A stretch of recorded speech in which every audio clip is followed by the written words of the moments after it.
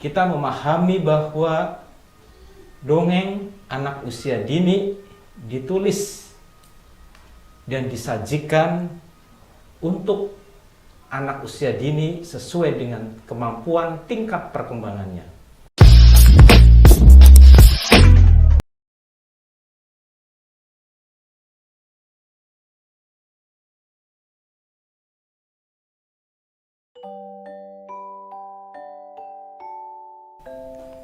Dulu ikan hidupnya di lumpur.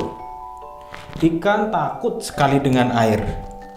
Ikan pun tidak bisa berenang. Saat kemarau, ikan keluar dari lumpur. Ia kemudian bertemu dengan seekor bebek. Bebek langsung mengejar ikan dan ikan pun berlari kencang. Sampai kemudian ikan tercebur ke sungai. "Tolong," kata ikan. Ikan tidak bisa berenang, tapi tidak ada yang mau menolong ikan. Ikan pun kemudian menggerakkan sirip dan ekornya dengan cepat sekali. Akhirnya ikan bisa meluncur dan berenang di sungai. Ikan pun kini hidup di sungai.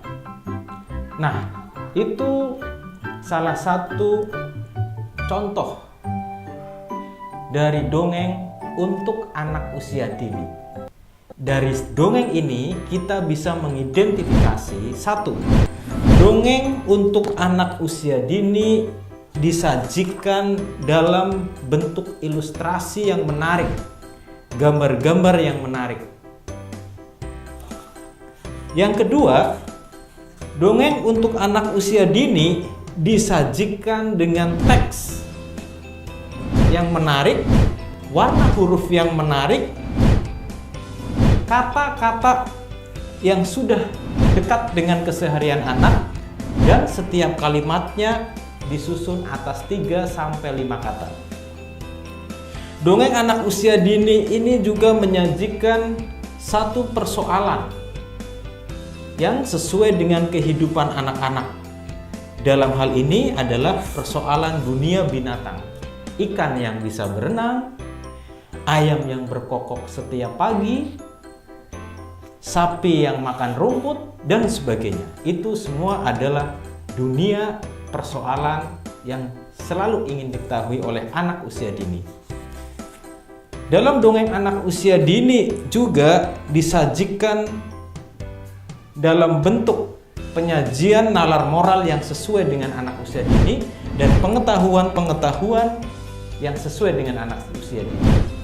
Disinilah kita memahami bahwa dongeng anak usia dini ditulis dan disajikan untuk anak usia dini sesuai dengan kemampuan tingkat perkembangannya.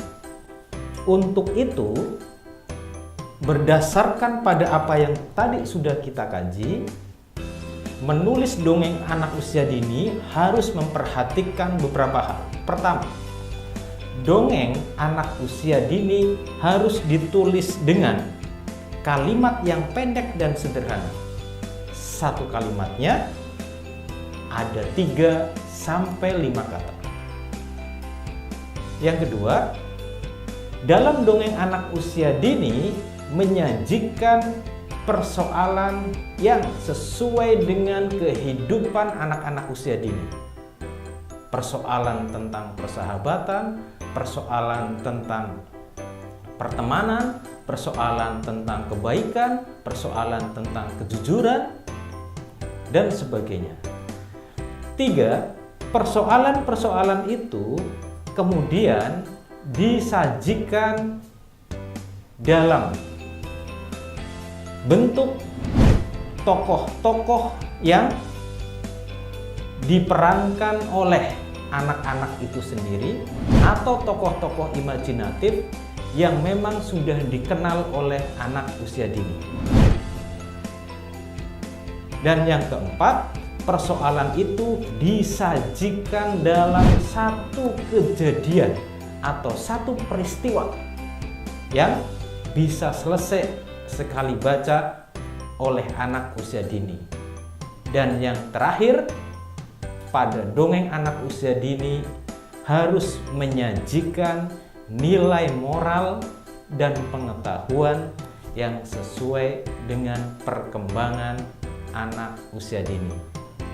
Dengan kita menulis dongeng anak usia dini yang sesuai dengan ciri-ciri itu, maka dongeng kita akan bisa dibaca, akan bisa dinikmati, akan bisa dimengerti, dan akan selalu menjadi media terbaik bagi anak-anak usia dini dalam mendapatkan hiburan dan pemahaman.